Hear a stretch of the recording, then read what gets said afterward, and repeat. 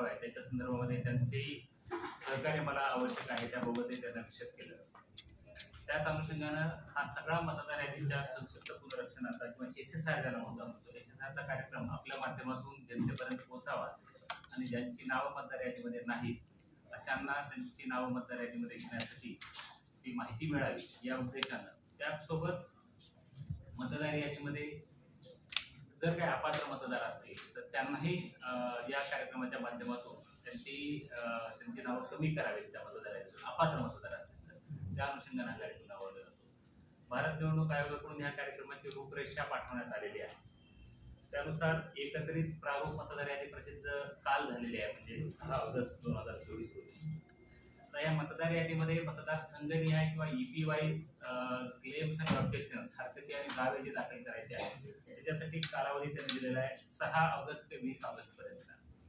या कालावधीमध्ये मतदार त्याचे नाव मतदार यादीमध्ये नसेल तर त्यासाठी फॉर्म 6 दाखल करू शकतो.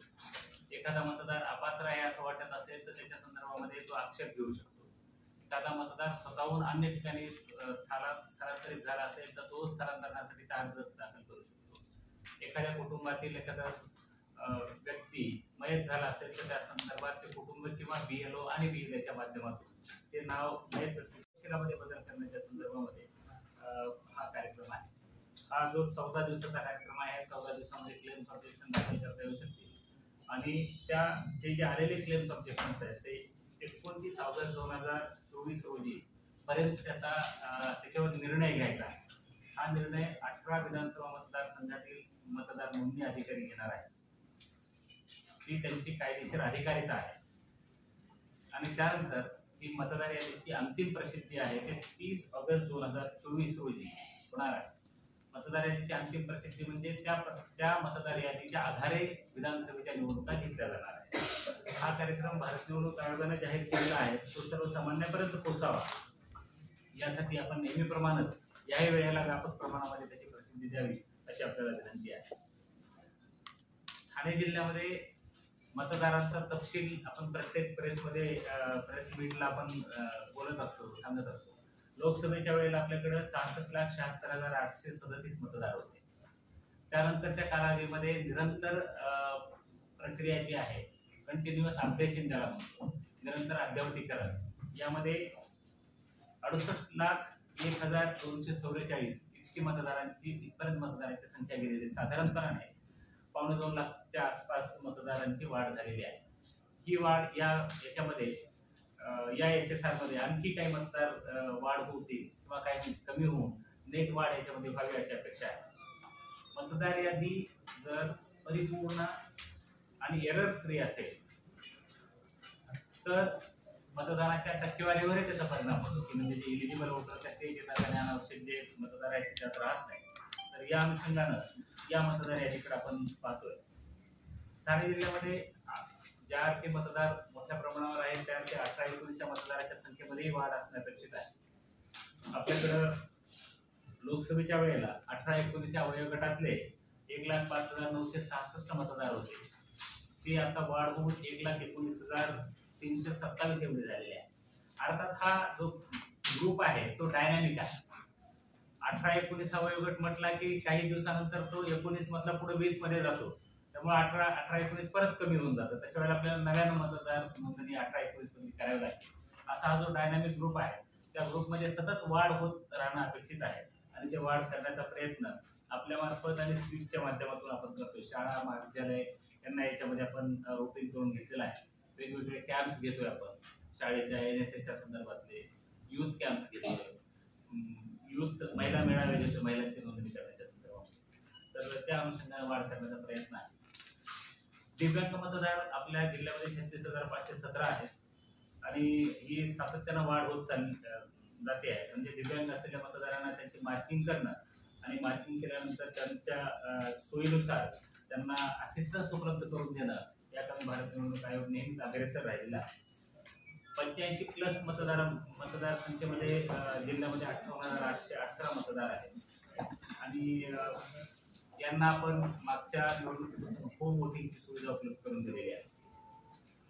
दुसरा मुद्दा आहे तो मतदान केंद्राच्या बाबतचा आहे. मतदान केंद्राच्या बाबतीमध्ये लोकसभेच्या वेळेला आपल्याकडं 6524 अशी मूळ आणि 80 सहाय्यकारी असे 6604 एकत्रित मतदान केंद्र होती आणि त्या मतदान केंद्राच्या माध्यमातून आपण निवडणुका घेतल्या होत्या.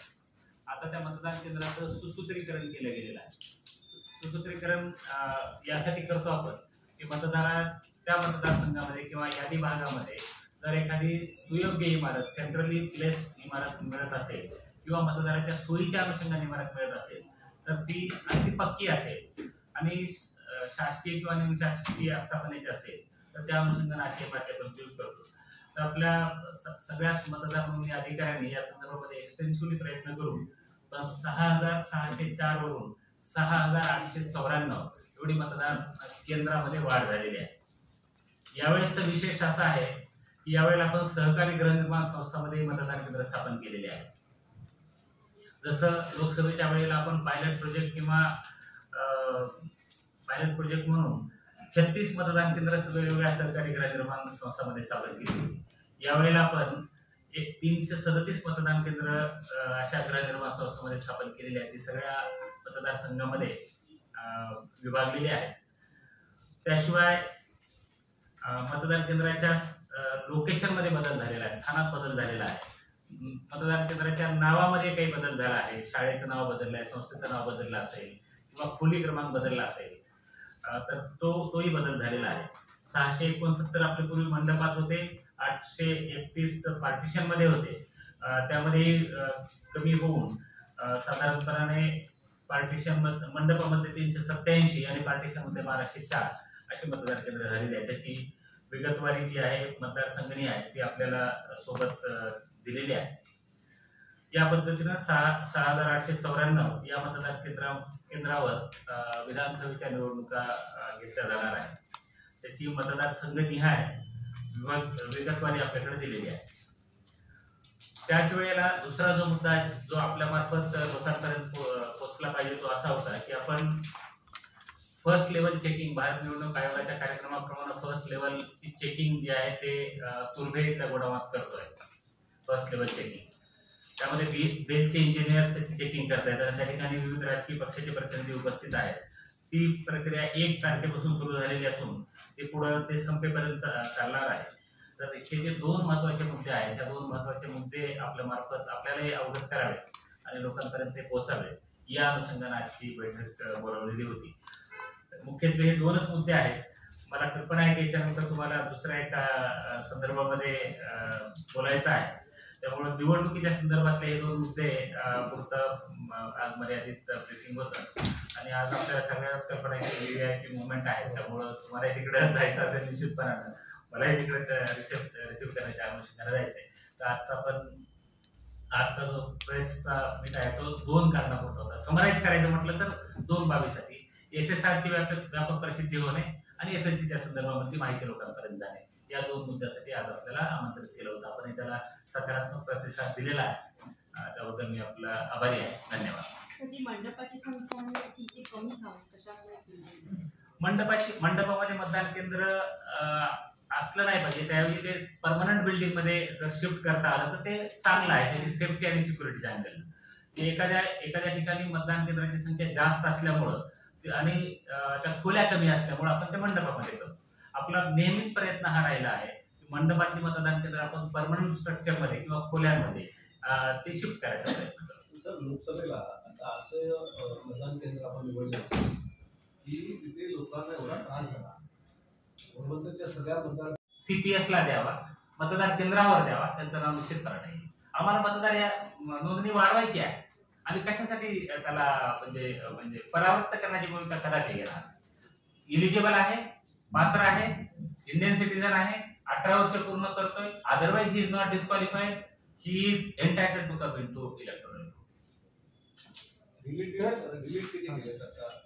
नाही, आता ती प्रक्रिया सुरू होईल. आता या पिरियड मध्ये ज्यांना 18 वर्ष कंप्लीट झाले त्यांना आयोगाने अशी संधी दिलेली की त्यांना 4 क्वार्टर्स मध्ये त्यांना 17 वर्ष असताना फॉर्म भरता येऊ शकेल. मात्र जेव्हा ते वयाचे 18 वर्ष पूर्ण करणार आहे तेव्हा त्यांचं नाव मतदार आहे.